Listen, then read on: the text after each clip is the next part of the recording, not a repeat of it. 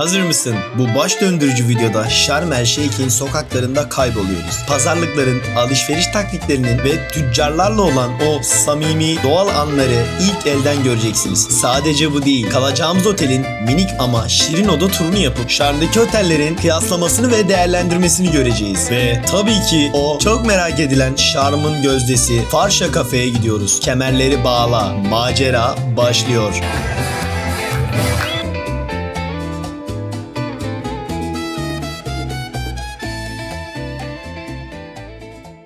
Mısır Sharm el Sheik'ten herkese merhabalar arkadaşlar. Sharm el Sheik'in çarşısındayız arkadaşlar. Çarşıda bir gezi düzenleyeceğiz. Fiyatlara bakacağız. Aklınızda bulunsun diye. Normalde herkes Old Pazar'a gidiyor. Biz hemen otellerin yanında bulunan böyle çarşıları gezeceğiz. Çünkü her yerde Old Pazar gibi var. Eğer oteliniz Old Pazar'a uzaksa bizim yaptığımız gibi böyle çarşılarda dolaşabilirsin. Mesela burada fiyatlar yazıyor arkadaşlar bakın. 5 dolar, 1 dolar. Genelde böyle fiyat yazan yerleri tercih edin. Sizin için en azından böyle bir ön bilgilendirme olur. Şöyle söyleyeyim size. Aynı ürünü 1 dolara da satıyorlar, 20 dolara da satıyorlar, 10 dolara da satıyorlar. Mesela suda bile 300 Egypt pound'u diyorlar ama su misal veriyorum 50 Egypt pound'u, 20 Egypt pound'u. Arada bu kadar farklar olabiliyor. O yüzden böyle küçük derken bir bakmışsınız ki çok fazla paranız gitmiş. Buna mutlaka dikkat edin. Bu çok önemli bir konu arkadaşlar. Her zaman da 100 diyorsa 20 diyoruz, 10 diyoruz. Şöyle bir Old Market'in oraya geldik. Şunu 3 dolara aldım. Bakın şu tutacağı 3 dolara aldım. Pazarlık yapmadım. Zaten ucuz 3 dolar olduğu için uzatmak istemedim. Yarın dalışa gideceğim. O yüzden bunu direkt aldım arkadaşlar. Always 1 dolar. $1, $1, Yeah. $1, $1. Oh good. 1 dolar ha? Aa burası komple 1 dolar diyor. Çok iyi bu arada. Bu çikolatalardan falan alalım. Bro, very good. Hangisi? Very Which? good. Ha? No. 1 dolar very good. Yeah, 1 dolar very good. 1 minute. Yeah. We have Dubai chocolate, $3. Yeah. Dubai Not the buy chocolate. $3. Yes. We have coffee. Okay. We have all very good, 150 $3. Burası 3 dolar arkadaşlar. Bakın şunun kutusu hediyelik almak istiyorsanız çok güzel. Yes. All here $1. And this is very good chocolate, Egyptian. All these 1 dolar. All. All. Oh. Good. And this $3. Good. 3 dolar. This? $2. 2 dolar. Bence bu 1 dolarlardan bir tane alalım. Çok güzel. White chocolate. Yes. Yeah. We have small, we have big. Very good. Yes. How much? Egyptian dollar. Huh? Egyptian dollar. Dolar. And this 25. 25. And this Good. Good mum We ya. have this one. Kaliteli bu arada. We have the Gortigi, Tutankhamun, Cleopatra. Burada yazıyor arkadaşlar fiyatları. 2800. And this is Dr. Anubis. Anubis. Anubis. Bak bir tane böyle sağlam bir şey de alabilirsin. Arkadaşlar bu piramitler üçlü olarak satılıyor. Biz o modelin üçlüsünü istedik şimdi. Ya böyle çok hediyelik eşya dükkanı göreceksiniz. Çok kalitelileri de var böyle.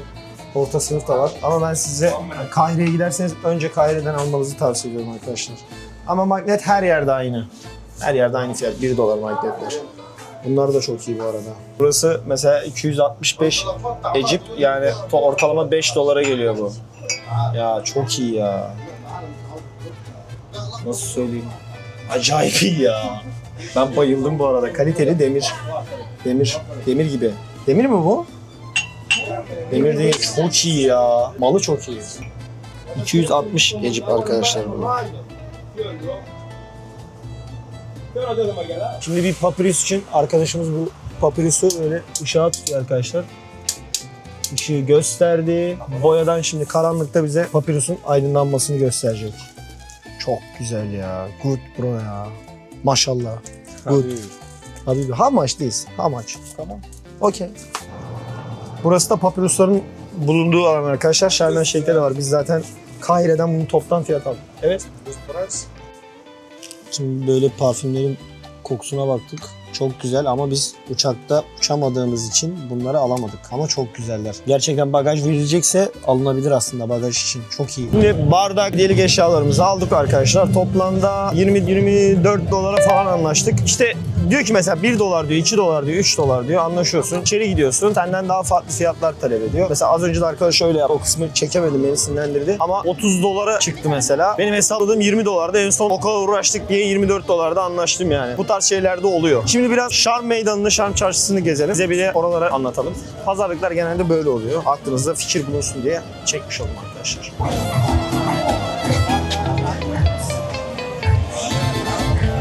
Şimdi az önce bir yerden çıkmıştık. Burada büyük bir yere geldik. Burada her şeyin fiyatı yazıyor. Bence bu tarz yerlerden alışveriş yap. Bir de fiyatları da çok uygun. Mesela bunların hepsi $1.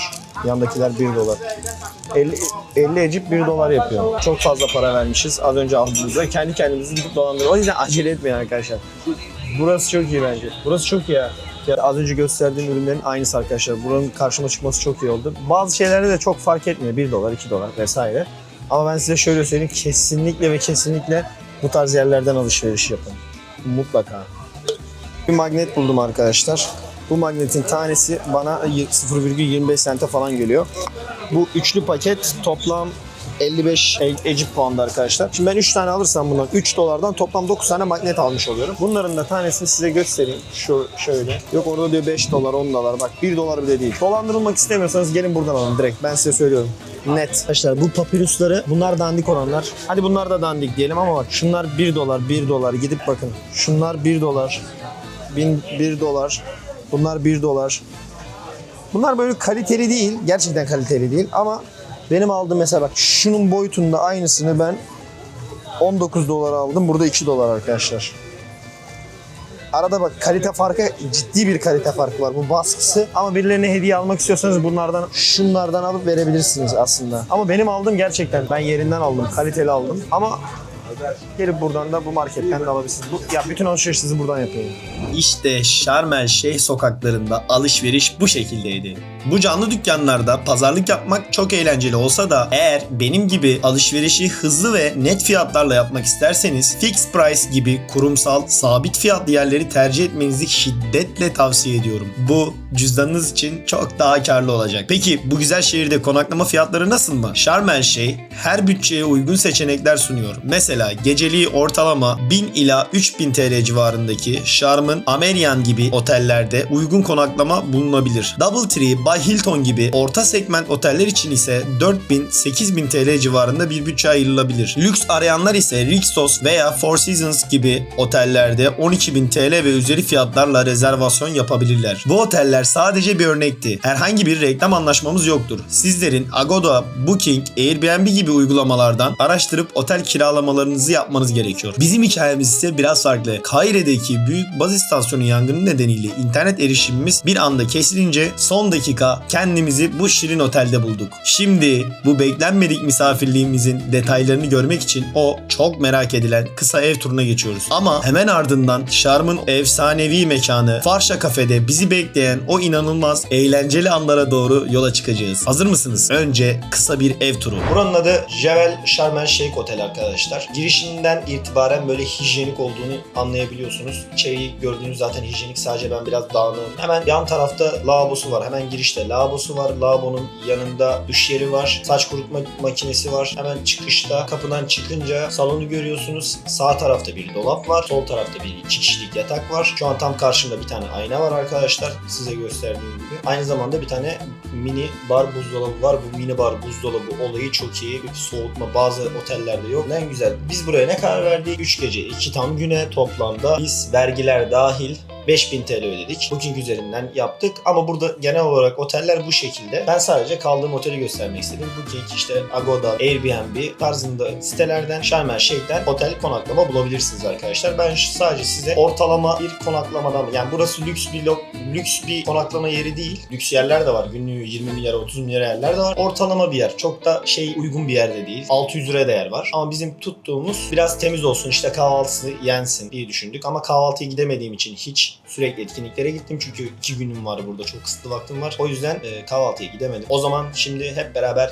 gidelim. Ve kendimizi Şarm El Şeyh'in kalbinde dillere destan Farşa Kafe'nin girişinde bulduk. Burası o kadar popüler ki özellikle gün batımı ve akşam saatlerinde o meşhur kaya basamaklarında ortalama 30 ila 60 dakika bekleme süresiyle karşılaşabilirsiniz. Ama inanın o manzaraya değiyor. Farşa'nın girişinde bir bekleme süresi olsa da buraya giriş için ayrıca bir ücret ödemiyorsunuz. Sadece doğru zamanlamayla yakalamak çok önemli. Mekanın asıl görsel şöleni güneş battıktan hemen sonra yüzlerce el yapımı fener ve otantik loş ışıklar yandığında başlıyor. Tüm o kayalara oyulmuş katlar bir anda masalsı bir havaya bürünüyor. Peki bu ambiyansın tadı ne kadara çıkıyor? Biz burada 2 büyük boy nefis pizzaya 1 litre şarap, 1 Türk kahvesi ve 1 şişe su sipariş ettik. Bu ziyafet için ödediğimiz toplam tutar ise 46 dolardı. Bu fiyata Mısır'da sıkça karşılaşılan %14 oranındaki servis ücreti de dahildi. Yani hem keyifli bir akşam yemeği hem de böylesine eşsiz bir atmosfer için oldukça makul bir ücret. Yemeğimizi yedikten sonra kafenin o büyülü katlarını gezdik. Her köşede farklı bir deniz manzarası, farklı bir doku ve tabii ki Farşa'nın ruhu, o müzik vardı. Daha önce hiç tanımadığımız insanlarla o anın enerjisine kapılıp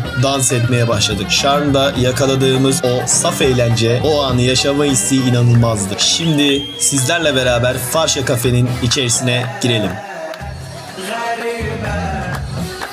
Hemen burada arka tarafta oturma alanı var. Dış tarafta var. Genelde dış tarafı tercih ediyoruz.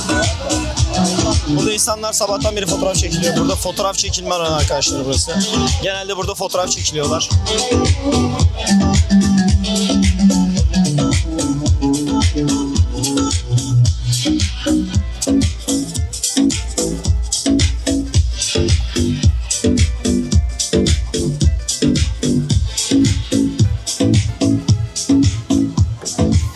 Sanırım bu taraflar da biraz daha, şu taraflar da biraz daha VIP gibi.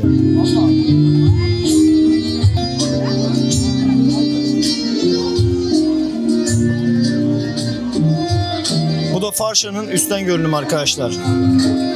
Ya yer bulabilirseniz hemen şurada oturun. Yer bulamazsanız alt taraflarda oturmayı tercih edin.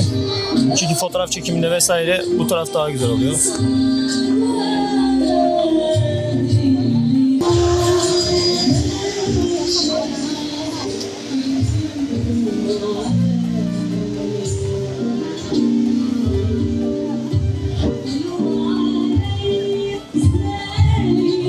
Aslında gelinip zaman geçirebilecek bir yer ama şöyle de bir gerçek var. Burası sosyal medya sayesinde, yani sosyal medya için geliniyor buraya arkadaşlar. Aslında gelinip deneyim edilmesi gereken bir yer arkadaşlar. Sadece çok fazla vakit geçirince başınız ağrır. Genelde bu tarz yerlerde kimin ne olduğunuz önemli benim görüşüm. Yoksa burada fotoğraf çekilmek 2 dakika bir süre zaman alıyor. Onun haricinde çok da yapılacak bir şey yok açıkçası. Burası turistik bir yer değil, burası bir kafe, bunu unutmayın. Burada kahvenizi, çayınızı, çorbanızı, sonra karnınızı doyurup evinize gidiyorsunuz. Ekstra olarak burada bir atmosfer var. Onun için burada fotoğraf çekinebilirsiniz. Başka yapılabilecek bir şey yok. Burada bir etkinlik vesaire yok arkadaşlar. Bunu bilip ona göre gelin.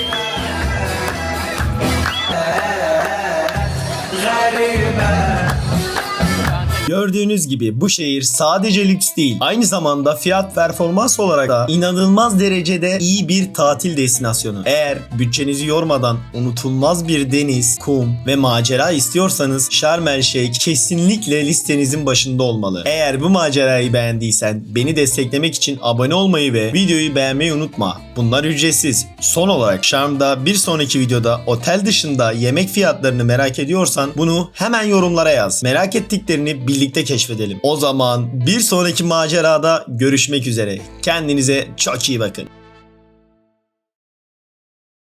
Herkese Mısır Şarm El Şeyh'ten günaydın arkadaşlar. Bugün hep beraber Mısır'ın Şarm El Şeyh'in sualtı zenginliklerini görmeye gidiyoruz. Toplamda 3 duraktan oluşan bu turumuz VIP bir tur arkadaşlar. Biz bu tura toplamda 48 dolar ödedik 2 kişi için. Yani bir kişi 24 dolar ücret ödedik. Bu turun içerisinde neler dahil? Otelden alıyorlar, ulaşım dahil, yemek dahil, bir dalış için tüp vesaire ekipmanlar dahil. Sadece Beyazada'da gittiğimizde şnorkel bunlar dahil değil. Aynı zamanda dışarıdan videonuzun çekilmesini istiyorsanız da bunun için ekstra olarak 25 dolar talep ediyorlar. Ben size tavsiye gelmişken paranız var ise, eğer bütçeniz var ise bunu yapın. Bir daha sonuçta gelmeyeceksiniz. 25 dolar verin. Sürekli böyle diye zaten tatillerde bütün paramızı bitiriyoruz. Buna da dikkat edin. Ona göre işte kendinize göre ayarlayın arkadaşlar. Ben vermedim çünkü ben kendim çekeceğim arkadaşlar. 3 dolar verdim. Benim tavsiyem bu. 3 dolar verdim. Kendim dışarıya çekeceğim. Aynı zamanda kendimi çekeceğim. Eğer iyi yüzüyorsanız sıkıntı yok. Öncelikle şunu söyleyeyim. Kesinlikle ve kesinlikle buradaki Mısır Şarm El Şeyh'teki limana güvenip bu tarz etkinlikler, aktiviteler yapabilirsiniz. Çünkü burada acayip bir denetleme var arkadaşlar. Tamamıyla güvenilir. Başka ülkelerle karıştırmayın. O yüzden bu güvenlik konusuna 10'da 10 veriyorum. Bizim turumuz 3 duraktan oluşuyor arkadaşlar. Birincisi sualtı dalış yapacağız. Şnorkel ve tüplü dalış yapacağız. İkincisi merkezi bir lokasyonda durup demir atıp yemek yiyeceğiz. Üçüncüsü de bu beyaz adaya gideceğiz. Herkesin gördüğü bu beyaz kum, oraya gidip orada fotoğraf, video çekilip Mısır'ın sualtı gününü tamamlıyoruz arkadaşlar. O zaman hep beraber videoya geçelim. Kızıldeniz'in büyüleyici sularına doğru yelken açıyoruz. Afrika ve Asya kıtalarını ayıran bu kadim deniz sadece stratejik bir geçiş yolu değil. Aynı zamanda dünyanın en zengin sualtı yaşamının da evi. Mısır'ın göz bebeği Şarm El Şeyh'te bu cenneti keşfetmek isteyenler için bir kapı görevi görüyor. Burada turizmin canlılığı ile doğanın korunması inanılmaz bir denge içerisinde. Ras Muhammed Milli Parkı gibi özel bölgeler ve sıkı dalış kuralları sayesinde binlerce yıllık mercan resifleri ve yüzlerce tür renkli balık, kaplumbağa ve hatta bazen köpek balıklarıyla karşılaşma şansımız oluyor. Peki bu berrak ve sıcak sular bize ne gibi sürprizler sunacak? Birazdan göreceğiz. Hazır mısınız? Gemi turumuz başlıyor. Arkadaşlar tüpsüz dalış yapanlar da var. Dalış yapanlar kendi şnorkellerini vesaire getirmiş. Can yeleğiyle beraber buradan böyle yine resifleri görüp izleyebiliyor. Buradaki resifler bu arada çok güzel. Birazdan deneyim edeceğim. Zaten size resiflerin içerisinde çekeceğim. Bir de bu dalışımız var. Tüplü dalışımız var. Birazdan zaten size detaylı göstereceğim, anlatacağım. O yüzden kafanızda kuşku olmasın. Çünkü gerçekten ciddi bir güvenlik önlemi var. Bakın hemen şurada gözüküyor mu bilmiyorum ama bir dalgıçla beraber su altında şu an geziyorlar. O yüzden sürekli burada kontrol altındasınız. Tamamıyla güvenli. Ben bunu aynı işlemleri Tayland'da yaptım. Tayland'la buranın arasında dağlar var. Burada aşırı güvenli. Türkiye'de de yaptım. Türkiye'den daha da güvenli diyebiliriz şu an Şarm El Şeyh. O yüzden içiniz rahat olsun.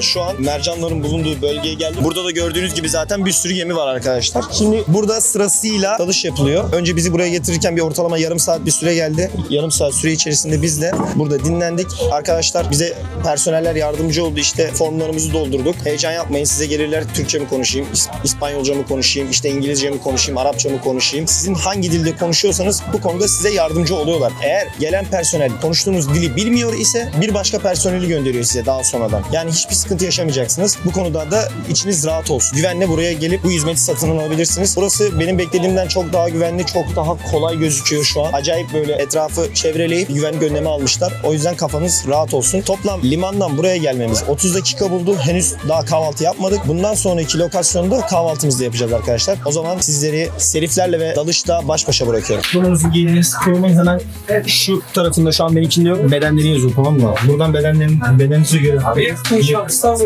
Bunu alıyorsunuz, bunun içerisine koyuyorsunuz. Ondan sonra şuradan biraz daha zaten gelirken göreceksiniz. Onda ses yaşanıyor. Nasıl bir anlatacağım. Beraber kimsenin yaşam.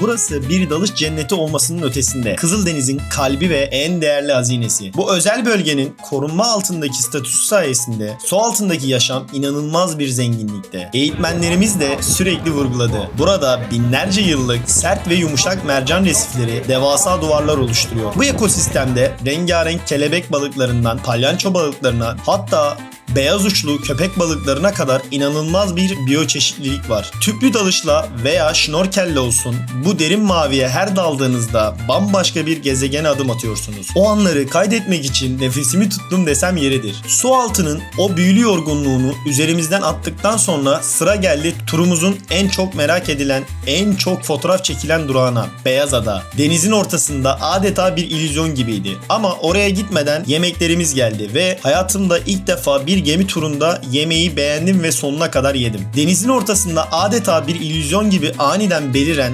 gelgitlerle oluşmuş bu bembeyaz kum tepeciği Kızıldeniz'in ortasında bir kumsal şeridi çekmiş gibi duruyor. Gemimiz buraya tahmini 50 ila 100 metre arasında uzaklıktaydı. Diğer gemilerle beraber güvenli bir mesafeye demir attık. Gördüğünüz gibi normalde bu mesafeyi tur tarafından sağlanan can simitleri yardımıyla yüzerek geçmeniz gerekiyor. Ama ben can simiti yerine o anki heyecanla anında aksiyon aldım ve kameramı elime alıp suya daldım. Amacım o masmavi suyu, kumla buluştuğu noktayı ve altındaki yaşamı sizlere en samimi haliyle göstermek. Bu anlar biraz tehlikeli olsa dahi gerçekten büyüleyici ve etkileyiciydi. Ancak size dürüst bir gözlemimi aktarmak zorundayım. Sosyal medyada gördüğünüz o bakir, huzur dolu, bomboş görüntüler maalesef gerçek değil. Beyazada tahmin ettiğimizden çok daha fazla kalabalıktı. İnsanlar akın akın gelmişti ve çoğu adeta bir yarış içinde sadece fotoğrafını çekip geri dönüyordu. Burada vakit geçirmiyordu. Burası bir doğa harikası olmaktan çıkmış, resmen dev bir sosyal medya pozlama platformuna dönmüş gibiydi. Bu yoğunluk benden maalesef bir puan kırıyor. Yine de o kalabalığa rağmen o büyülü ortam çok güzeldi.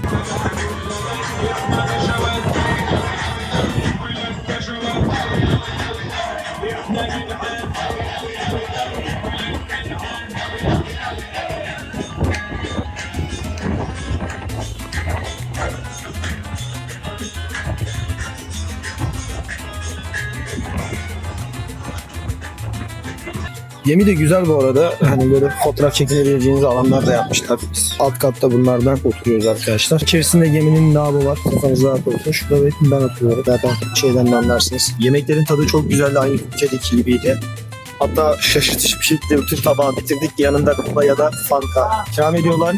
Aynı zamanda böyle ücretsiz. Bunlar da ücrete dahil. Kızıldeniz'in berrak sularında geçirdiğimiz bu eşsiz gemi turunun sonlarına doğru gelirken sizlere birkaç tane samimi tavsiyem var. Öncelikle buradaki güneş şakaya gelmez. Yanınızda yüksek faktörlü güneş kremi mutlaka olsun. Ayrıca teknede gölge yapması için ince bir şal veya havlu almayı unutmayın. Tabii ki güneş gözlüğü ve normal havlunuz da olmazsa olmaz ve o muhteşem su altı görüntülerini kaçırmamak için telefonunuzu koruyacak kaliteli bir su altı kılıfı tercih etmenizi şiddetle öneririm. Gördüğümüz manzara karşısında bir kez daha anladık ki Şarm El Şeyh gerçekten bir balayı ve tatil cenneti. Özellikle yeni evli çiftlerin bu bölgeyi sıklıkla tercih ettiğini görmek buranın romantik ve huzurlu atmosferini kanıtlıyor. Bu kadar doğal güzelliğin korunması ve turizme açılması da tesadüf değil. Mısır hükümeti bu bölgenin değerinin farkında. Ras Muhammed Milli Parkı gibi koruma alanları hem de genel turistik düzenlemelerle burayı adeta bir özel statüde tutuyor. Turistlerin konforu ve bölgenin doğallığını koruması için gösterilen bu özeni bizzat deneyimledik.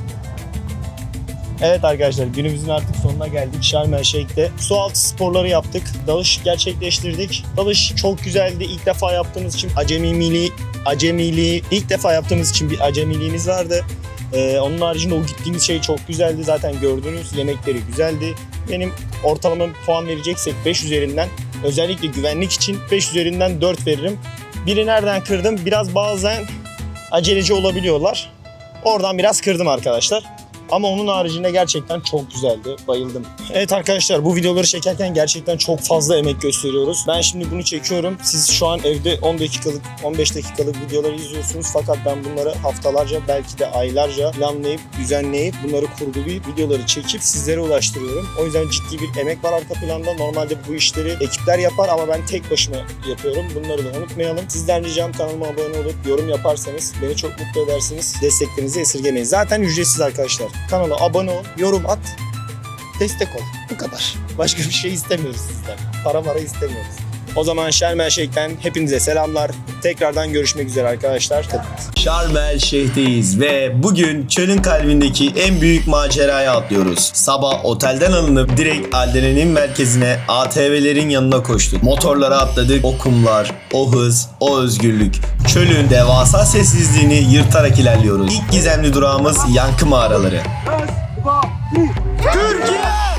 Koca dağların sırrını fısıldayalım. Bakalım çöl bize ne verecek? Kısa bir mola yapmak için bedevi misafirperverliğiyle tanışma zamanı. Sırtımızı güneşe yaslayıp sıcak çayımızı yudumluyoruz ve tabii ki çölün asil gemisi deveye binip o anları ölümsüzleştiriyoruz. Bu kareler efsane. Dinlenme bitti. Enerji tavan. Şimdi geceye doğru son sürüş. ATV'lerimize geri dönüp bedevi gecesinin yapılacağı o büyülü merkeze yol alıyoruz. Danslar, lezzetler ve yıldızların altında bir şölen. Şarm El Şeyh maceramızın filenini kaçırma. Bu hız, bu heyecan bitmez. Siz de bu maceraya ortak olun. Şimdi olayın biraz daha detayına inelim. Sabah otelden alınıp ATV'lerin olduğu merkeze geldiğimizde bizi çok şanslı hissettiren bir şey fark ettik. Bütün ekip yani personeller hariç bizimle tura katılan herkes Türktü. Resmen yabancı bir çölde kocaman bir Türk ekibiyle karşılaşmıştık. İnanılmaz motive ediciydi. Biliyorsunuz tatillerde böyle bir samimiyet yakalamak zordur. Ama bizim ekip hem eğlenceli hem de o kadar içten insanlardı ki o an anladık. Bu tür sadece bir macera değil, aynı zamanda güzel bir dostluk hikayesi olacaktı. Ekip tamamlandığına göre artık ATV'lerle kumda dans etme zamanı. Önce yavaş yavaş ısınma turlarımızı attık. Aranızda daha önce hiç ATV kullanmayan varsa merak etmesin. Birkaç dakika içinde olayın mantığını çözüyorsunuz. Zaten burada eğitmenler size gösteriyor. O toz, o rüzgar, o kum tepeleri.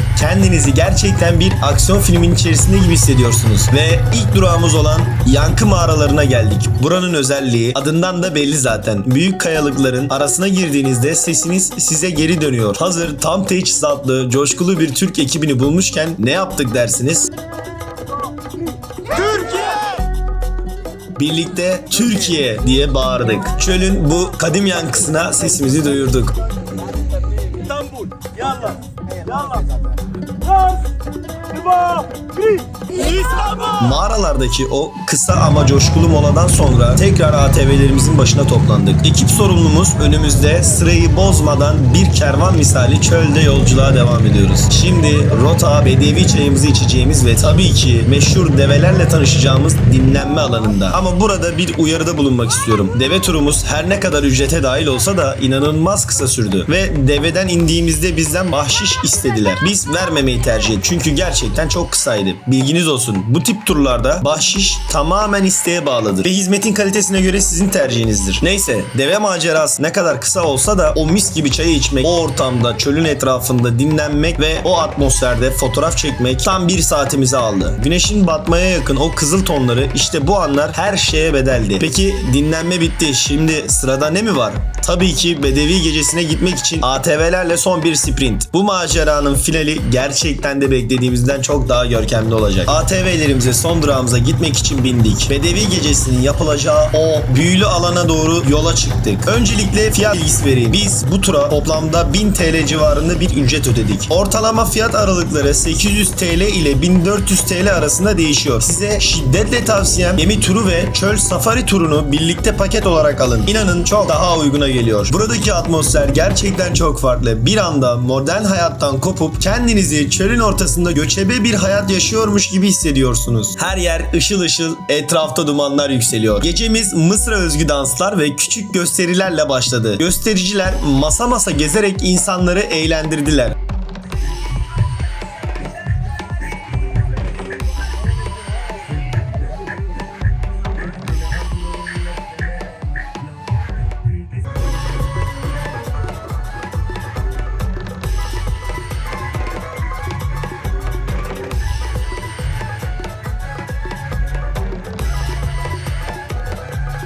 Ortamın enerjisi hızla yükselmeye başladı. Ardından yemeklerimiz geldi. Size karşı dürüst olacağım. Yemeklerin görüntüsü çok güzel ve iştah açıcıydı. Ama tadı için maalesef aynı şeyi söyleyemeyeceğim. Açıkçası beklentinin biraz altında kaldı diyebiliriz. Ama moralimizi hemen bozmuyoruz. Çünkü asıl gösteri hemen yemekten sonra başladı. Bir anda hareketlilik tekrar tavan yaptı. Göstericiler izleyiciler arasından cesur gönülleri seçip sahneye davet etti ve sonra işte o anlar.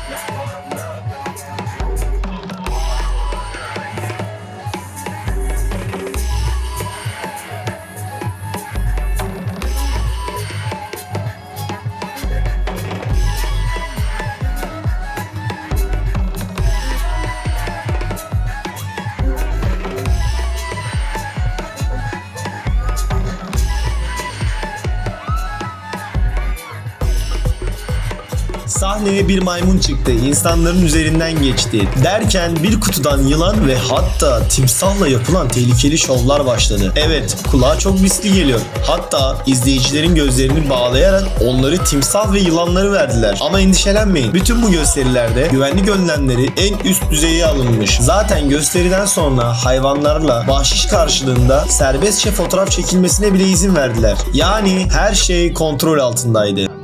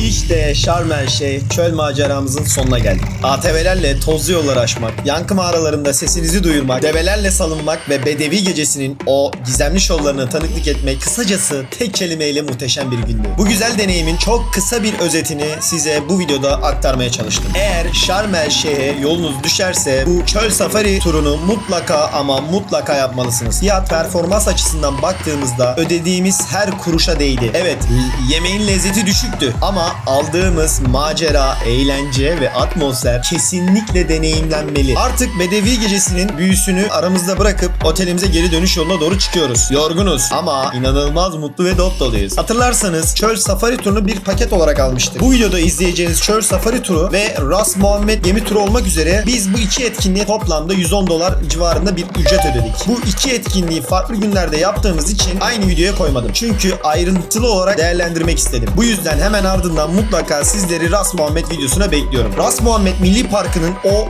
meşhur, o nefes kesen sualtı dünyası, mercan resifleri ve balıklarla dolu gemi maceramız bir sonraki videoda sizleri bekliyor. Ama o videoya geçmeden hemen önce videoyu beğenip bir yorum bırakırsanız algoritma beni daha fazla ön plana çıkartır. Şimdiden sizlere teşekkür ediyorum. Belki de daha da görkemli bir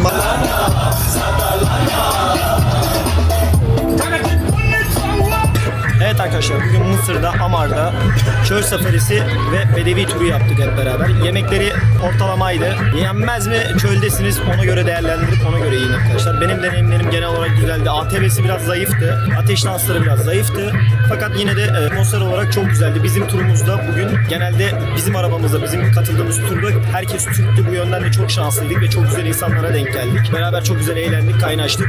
Sizlere de tavsiye ediyorum. Maksimum bu tura $110 verin. Bedevi turu ve ekstra olarak biz dalış turu aldık arkadaşlar. Toplamda $110 verdik. Her şey dahil $110 verdik. Yeme, içme, transferler dahil. Bunları gözden kaçırmayın. Her zaman pazarlık yapmaya devam edin.